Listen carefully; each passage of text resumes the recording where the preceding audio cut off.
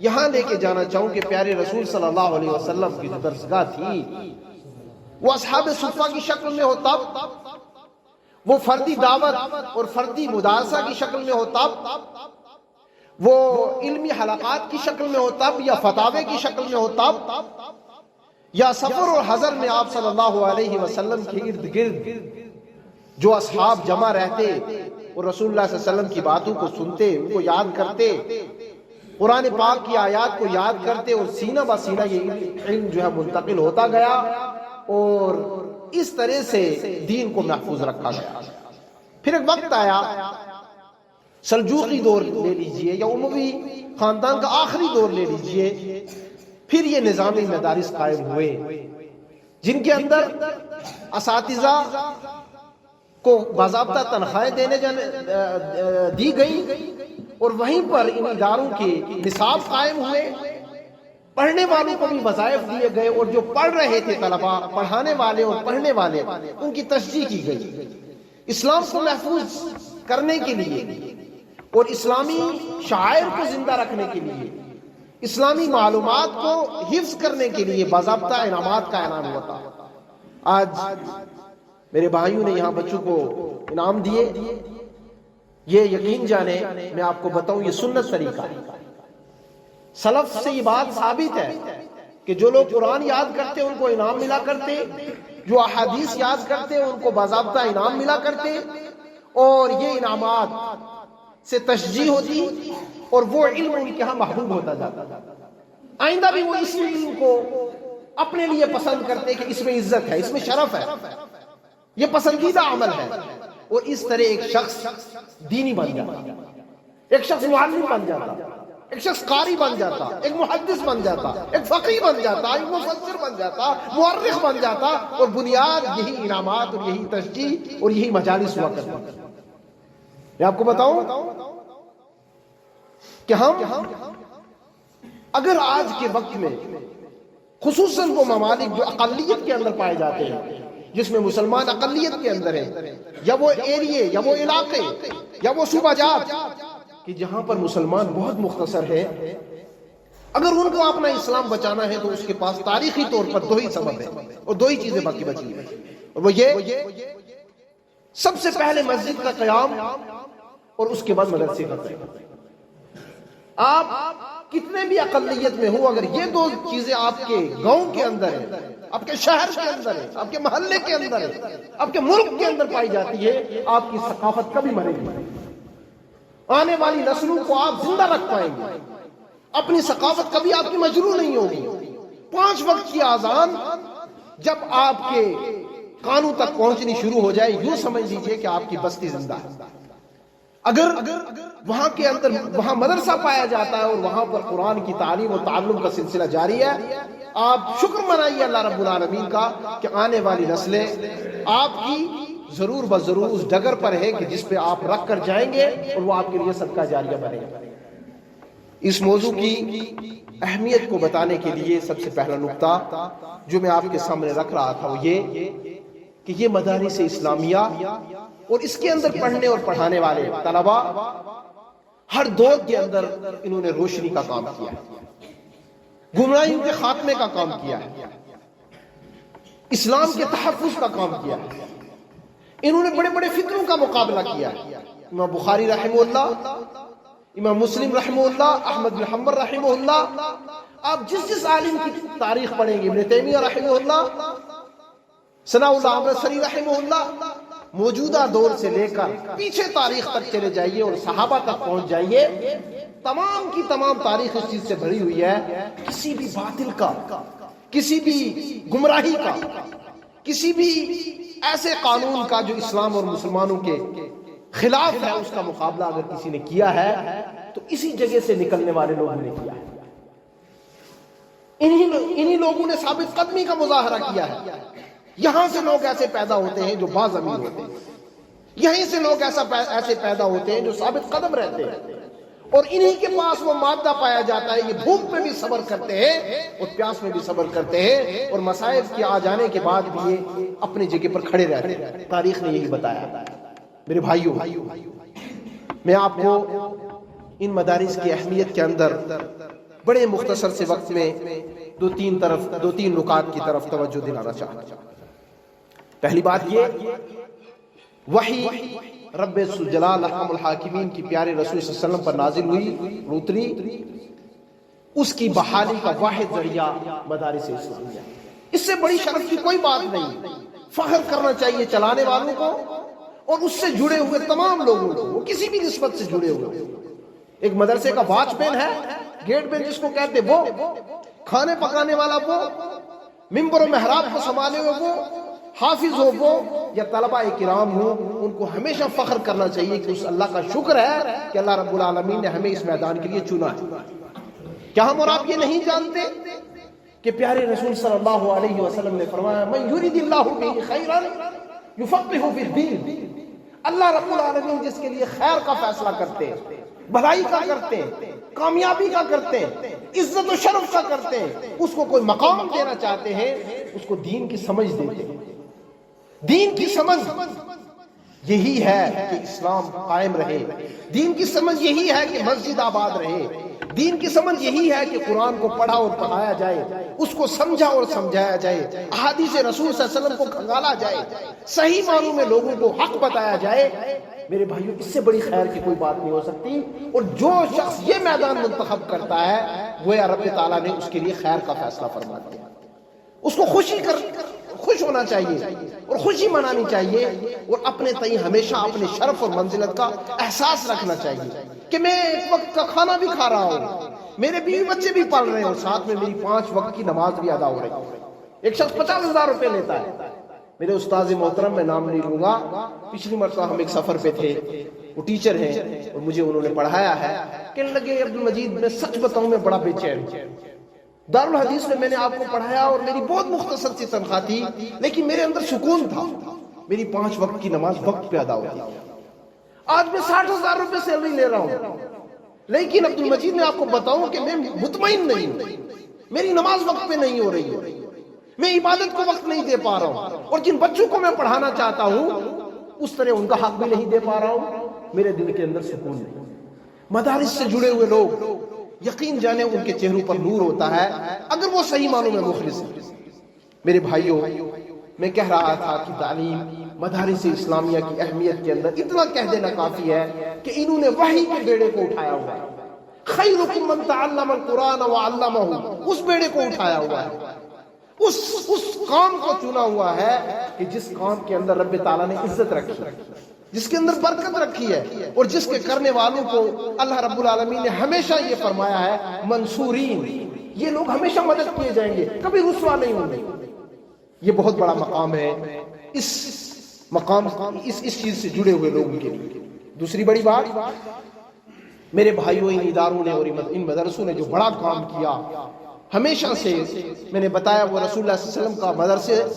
یا آج کا ہمارا بدر الاسلام، انہوں نے کام کیا، اور وہ تھا تزکیہ اور تربیت کا کام کیا، اور یہی ادارے بچوں کو یہ بتاتے ہیں کہ ماں باپ کے آگے اف نہیں کہنا، یہی مدارس بچوں کو بتاتے ہیں کہ فواحش کے قریب نہیں جانا ہے، یہی مدارس بچوں کو بتاتے ہیں کہ بیٹے گالی نہیں دینا ہے، سود نہیں کھانا ہے، حرام کے قریب نہیں جانا ہے، اپنوں کی مدد کرنی ہے، معافی کرنی ہے، ایک دوسرے سے ہمیشہ محبت سے پیش آنا ہے، شفقت سے رہنا ہے، اور انسانیت کی خدمت کرنے کے اندر ثواب ہے۔ یہ بنیادی جو چیزیں ہیں میرے بھائیوں، آج ایک پی ایچ ڈی کیا ہوا آدمی اپنے ماں باپ کو اولڈ ہوم میں لے کے رکھتا ہے، لیکن مدرسے سے پڑھا ہوا بچہ اور بچی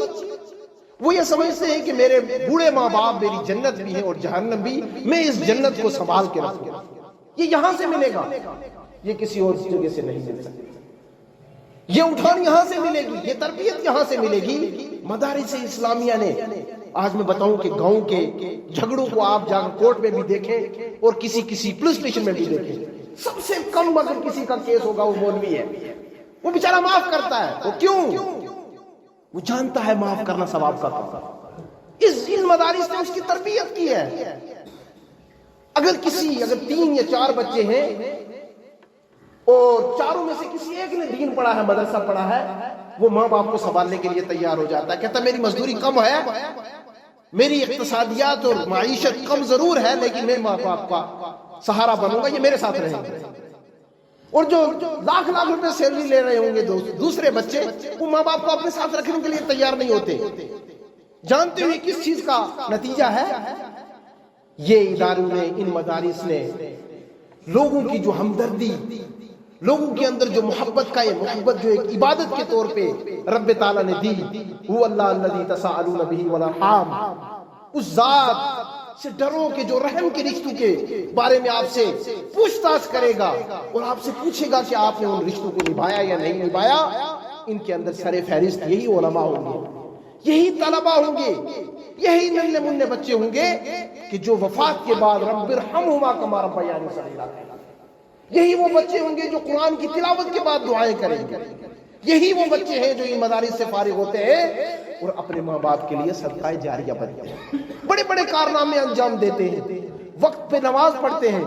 اور اس سے بڑی اور دولت کوئی نہیں ہو سکتی کہ ایک ماں باپ اس دنیا سے جائے اور اس کے بچے 5 وقت کے نمازی بن چکے ہوں، حلال و حرام کا تعارف ان کو ہو چکا ہو۔ اس سے بڑی خوش قسمتی کی بات اس ماں اور باپ کے لیے اور کوئی نہیں، اور یہ کام اگر کیا ہے تو مدارس نے کیا ہے۔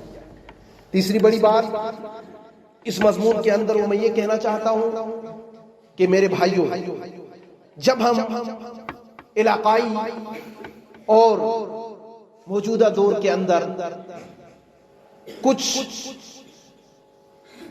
اسباب کی طرف دھیان دیتے ہیں تو ہمیں یہ بات ملتی ہے، آج باطل طاقتیں اگر کسی چیز کو ختم کرنا چاہتی ہیں یا بہت ساری چیزوں کو ختم کرنا چاہتی ہیں، ان میں سے سر فہرست مدارس ہیں، کیونکہ وہ جانتے ہیں کہ اگر اسلام زندہ ہے تو مدارس کی وجہ سے زندہ ہے، اس کو ختم کر دیا جائے تمام ہمارے اہداف مکمل ہو جائیں۔ ایک طرح سے یہ ناپاک سوچے، اس کے پیچھے کام کرنے والے جو ناپاک عزائم اور جو لوگ ہیں، ان کا آدھا کام اس طرح سے حل ہو گیا کہ ہمارا جو امیر اور صاحب حیثیت طبقہ تھا، انہوں نے تو اپنے آپ کو دین سے بالکل الگ کر لیا، مساجد سے بھی الگ کر لیا، مدارس سے بھی الگ کر لیا، اور وہ اپنے آپ کو مسلمان بھی کہتے ہیں، اور وہ کہتے ہیں کہ جناب اس کے بغیر بھی ہم ٹھیک ہیں۔ پیچھے ایک میں پروگرام میں تھا، ڈاکٹر اعظم صاحب نے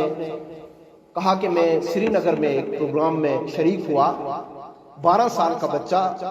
6th میں پڑھ رہا ہے، میں نے اس کو کہا سورہ اخلاص سنا، اس نے کہا جی سورہ اخلاص تو مجھے نہیں آتی۔ میں نے کہا بیٹے قل اللہ احد سنا، اس نے کہا قل اللہ احد تو میں نے کبھی نہیں پڑھی۔ 12 سال کا بچہ ابھی قل اللہ احد نہیں پڑھ پا رہا۔ میں کسی دوسری تعلیم کا مخالف نہیں، نہ ہمارا اسلام مخالف ہے، میں کہتا ہوں کہ مدارس ہمیں کیا دیتے ہیں، اس بات کو سمجھیے، مدارس سے بچوں کو جوڑیے، اس کے تعلیمی معیار کے اندر اٹھان لانا یہ بھی ہمارا ہی کام ہے، اور یہ تب ہوگا جب ہم مل جل کے اس کی اہمیت کو سمجھیں گے اور اس پر کام کریں گے۔ میں اپنے دروس کے اندر ایک مرتبہ کچھ بچیوں کو میں نے اجازت دی آنے کی، اور کافی بڑی کلاسوں میں پڑھ رہے تھے، وہ میں نے پوچھا کہ ہمارے آخری نبی جو ہے ان کا نام بتائیے۔ ایک بچی نے کہا آدم علیہ السلام، اور ایک نے کہا عیسیٰ علیہ السلام، اور ایک نے کہا صلی اللہ علیہ وسلم، یہ نام ہے ہمارے نبی کا۔ 2 بچوں کیا مکالمہ سن رہے تھے، اسلام کی بنیادی چیزیں ہیں یہ، ہمارے رسول پیدا کہاں ہوئے، ان کا نام کیا ہے محمد عربی صلی اللہ علیہ وسلم، ان کی نسل خاندان کس قبیلے سے تھے، وہ آخر انہوں نے ہجرت کہاں کی، کون سے حالات میں وہ زندہ رہے، اور جب وحی ان کے اوپر نازل ہوئی، اللہ رب العالمین نے ان کو رسول بنایا، اس کے بعد کی زندگی کیسی تھی۔ لقد کان لکم فی رسول اللہ اسوۃ حسنہ، رب تعالیٰ نے فرمایا اے لوگوں تمہارے لیے ہم نے پیارے رسول صلی اللہ علیہ وسلم کو سب سے بہتر نمونہ بنایا ہے۔ بھائی جب وہ بہتر نمونے کی طرف نہ توجہ ہے، بہتر نمونہ جس کو رب تعالیٰ نے بتایا اس کا نام تک معلوم نہیں ہے، سورہ اخلاص 12 سال کا بچہ اگر اس کو یاد نہیں ہے، کیا توقع رکھیں گے ہم آنے والی نسلوں سے کہ یہ دین کو کس طرح محفوظ رکھیں گے، یہ خود بھی مسلمان رہیں گے یا نہیں۔ میرے بھائیوں، آپ نے میڈیا میں یوٹیوب میں دیکھا ہوگا، عرب کے جو اس وقت فساد کی زد میں ملک ہے، میڈیا والے 2 پیپر پکڑے ہوئے ان بچوں کے سامنے پھر رہے ہیں، ایک پہ لکھا ہے محمد صلی اللہ علیہ وسلم اور ایک پہ لکھا ہوا اللہ، وہ پوچھتے ہیں بیٹے یہ کیا لکھا ہوا ہے؟ ما ادری. یہ کیا لکھا ہوا ہے؟ ما ادری. نہ اس کو محمد کا نام پڑھنا آ رہا ہے، نہ اللہ کا نام پڑھنا آ رہا ہے. یہ تنزلی، یہ انحطاط، یہ بدقسمتی، اور اس دور میں اور اس جگہ پہ جب جا کر مسلمان رک جائیں تو میں نہیں سمجھتا کسی کامیابی کا کوئی خواب دیکھنا چاہیے، کسی عزت کا خواب دیکھنا چاہیے، کسی ایسی چیز کا خواب دیکھنا چاہیے کہ اللہ کی مدد نازل ہوگی. نہیں، اگر یہ خواب دیکھنے ہیں اس کے پیچھے ورک آؤٹ کرنا ہوگا، محنت کرنی ہوگی، اور ان جگہوں کو آباد کرنا ہوگا، ان جگہوں سے فائدہ اٹھانا ہوگا، اس تعلیم کو اہمیت دینی ہوگی، اور مدارس اسلامیہ سے فائدہ اور مدارس اسلامیہ کا قیام اور اس کو اپنے نظروں میں رکھنا ہوگا. میرے بھائیوں، میں بات کر رہا تھا کہ علاقائی طور پر جب ہم ان چیزوں کو دیکھنے لگ جائیں اس وقت یہ امر واجب ہو جاتا ہے کہ مدارس کا قیام فوری آئے، عمل میں آئے. جیسے میں نے مثالیں آپ کو دی تھی، اور اس کے ذمہ دار 3 شخص بن جاتے ہیں. اگر ہمارے معاشرے میں ابھی تک برائیاں موجود ہیں، ابھی تک بہت ساری کمیاں ہیں، آنے والی نسلوں کی تربیت باقی ہے، ان کے اندر اسلامی شعور کم ہے. آج ڈرگز کو لے لیجئے، نشہ کو کتنا عام ہو چکا ہے، اور اگر اس کے خاتمے کے لیے کہیں پر کام ہوا ہے وہ صرف اور صرف مدارس، صرف اور صرف مساجد ہیں، کوئی تیسری جگہ نہیں کہ جہاں پر اس کے اوپر محنت کی جا رہی ہے. میرے بھائیوں، یہ 3 سٹیپس ہیں، 3 نقاط میں آپ کو بتانے جا رہا ہوں کہ جن نقاط پر عمل کر کے ہم ایسی حساس جگہوں سے بے دینی کو ختم کر سکتے ہیں، ایسی حساس جگہوں سے ہم برائیوں کو ختم کر سکتے ہیں. جہاں پر ہم یہ دیکھ رہے ہیں کہ برائیاں پروان چڑھ رہی ہوں، بے حیائی عام ہو رہی ہو، نشہ کے اندر امت کو ملوث کیا جا رہا ہو، اس کے اندر دھکیلا جا رہا ہو، تو 3 لوگ اس کے اندر کام کرنا شروع کر دیں. سب سے پہلے علماء، ان کو چاہیے کہ اپنی ذمہ داری کو محسوس کریں، اور ان کے اوپر ایسے وقت میں فرض ہو جاتا ہے کہ وہ کھڑے ہو جائیں اور کھڑے ہو کر اپنے فرض کو نبھانے لگ جائیں. دوسرے وہ لوگ جو صاحب حیثیت تھے، جن کو اللہ نے پیسہ دیا خرچ کرنے کے لیے، ان کو چاہیے کہ ایسے وقت میں پیسہ خرچ کرنا ان پر فرض ہو جاتا ہے کہ وہ امت کے بگڑتے حالات یا اخلاقیات یا بے دینی عام ہو جا رہی ہے، ایسے وقت میں وہ پیسہ خرچ کریں، علماء کی کفالت کریں، دعات کی کفالت کریں، پڑھنے والوں کی کفالت کریں، تاکہ جو ہے یہ ہماری برائیاں ختم ہو، اچھائی کو تقویت ملے اور برائی کمزور ہونے لگے. تیسرے بڑے جو میرے مخاطبین ہیں وہ یہ کہ والدین کو چاہیے کہ ایسے وقت میں عبرت پکڑے. اگر آپ کے پڑوس میں ایک بچہ خراب ہو گیا ہے، بچی بے حیا ہے، اس وقت میں آپ یہ مت سوچیں کہ وہ پڑوس کی ہے، یہ مت سوچیں وہ پڑوس کا بچہ ہے، یہ مت سوچیں کہ وہ آپ کی اسکول میں ہے، میرا اسکول تو الگ ہے، وہ یہ نہ سوچیں وہ دوسرے محلے کی بات ہے، میرا محلہ تو ابھی ٹھیک ٹھاک ہے. نہیں میرے بھائی، ایسے وقت میں والدین کو چاہیے کہ فوری اپنا محاسبہ کریں اور اپنے بچوں کو دین کی طرف لگائیں، مدارس میں لائیں، وہاں ان کو پڑھائیں،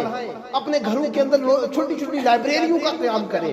سیرت رسول صلی اللہ علیہ وسلم کی کتابیں ہونی چاہیے، امہات المومنین کی کتابیں بچیوں کے لیے ہونی چاہیے، صحابیات مبشرات ہونی چاہیے، طلبہ کے لیے الرحیق المختوم ہونی چاہیے،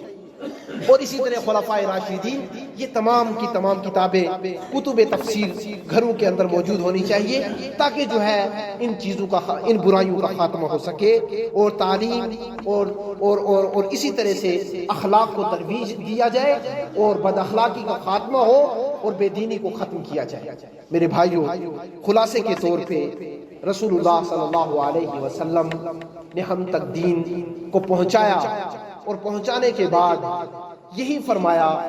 ترکت فیکم امرین لن تضلوا ما تمسکتم بہما کتاب اللہ و سنت. لوگوں، تمہارے درمیان 2 چیزیں چھوڑ کے جا رہا ہوں، تم جب تک اس کو پکڑے رکھو گے کبھی گمراہ نہیں ہوگے، اللہ کی کتاب اور میری سنت. اس کو سمجھنے اور اس کو پڑھنے کے لیے مدارس کا یہ سیٹ اپ ہمارے لیے باعث رحمت ہے، ہمارے لیے باعث نجات ہے، ہماری ہدایت کا ضامن ہے. جہاں بھی قرآن و حدیث کی تعلیم ہو رہی ہو، ہمیں چاہیے کہ اس سے ہم فائدہ اٹھائیں. میں اختتام میں بڑا شکر گزار ہوں ناظم ادارہ مولانا عبدالشہید صاحب حفظہ اللہ کا، یہاں کے اساتذہ کا، انہوں نے بڑی محنت کی، بچوں کے اندر بڑا نکھار اور بڑی اٹھان ہے۔ جو طالب علم اپنی ضمیر کی بات کہنے کی طاقت رکھتا ہے اور وہ اسٹیج پر آ کر اپنی بات کو رکھ پاتا ہے، مستقبل اس کے اندر دکھتا ہے کہ وہ حق بات کہہ پائے گا، وہ اپنی بات کی ترجمانی کر لے گا، وہ کسی کی بات کو بھی سامنے رکھنے پر قادر ہے۔ میرے بھائیو، یہ بڑی اچھی بات ہے۔ ماشاءاللہ طلباء نے محنت کی، اچھی تجوید کے ساتھ قرآن بھی سنایا اور تقاریر بھی ہوئی، چھوٹا سا ایک مکالمہ بھی ہوا، طبیعت خوش ہو گئی۔ اللہ رب العالمین سے دعا گو ہوں اللہ تعالیٰ ان مراکز کو آباد رکھے، ان کے چلانے والوں کو اللہ تعالیٰ آباد رکھے۔ دینی مدارس سے جڑنا میرے بھائیوں یہ سعادت مندی ہے، یہ ہمارے لیے خوش نصیبی ہے۔ پیسوں کے ذریعے جڑیے، مشورے کے ساتھ جڑیے، نیک دعاؤں کے ساتھ جڑیے، اچھی خواہشات کے ساتھ جڑیے، نام دوسروں کے پاس پیدا کیجئے، بدخوئی مت کیجئے اور ہمیشہ حوصلہ افزائی کی بات کیجئے۔ ہم اور آپ اگر ان مدارس سے جڑ کے رہیں گے تو امید کرتے ہیں اللہ رب العالمین سے کہ ہماری آنے والی نسلیں نیک رہیں گی، ہماری آنے والی نسلوں کے اندر دین رہے گا۔ دعا گو اللہ مالک الملک سے جو کہا سنا گیا اللہ عمل کرنے کی توفیق عطا فرمائے، جو بیمار ہے شفائے کل عاجل عطا فرما دے، نیک مرادوں کو اللہ تعالیٰ پوری فرما دے، اللہ مساجد و مدارس کو آباد کرنے والا بنائے۔ رب تعالیٰ ہماری نیکیوں میں برکت دے، ہمارے گناہوں کو معاف کر دے۔ جو بھی اس ادارے سے جڑے ہوئے تھے اور وہ آج دنیا میں نہیں ہیں، اللہ انہیں جنت الفردوس میں اعلیٰ مقام دے، ان کے درجات کو بلند فرمائے، اور جو باحیات ہیں اللہ انہیں برکتوں کے ساتھ زندگی عطا کرے۔ آمین۔ صلی اللہ علیہ النبی الکریم۔ اقول ما تسمعون، استغفر اللہ لی ولکم ولسائر المسلمین من کل ذنب۔